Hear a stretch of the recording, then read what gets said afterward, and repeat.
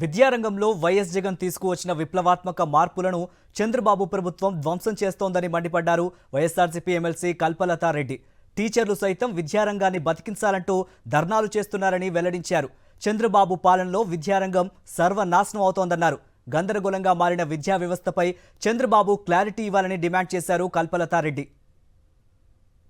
కూటమి ప్రభుత్వం వచ్చిన తర్వాత ఏవైతే జగన్మోహన్ రెడ్డి గారు తెచ్చారో విద్యారంగంలో విప్లవాత్మకమైన మార్పులను వాటిని ఒక కక్ష సాధింపుతో ఈరోజు ఈ కూటమి ప్రభుత్వం విద్యారంగంలో మార్పులు తీసుకురావడం జరుగుతోంది.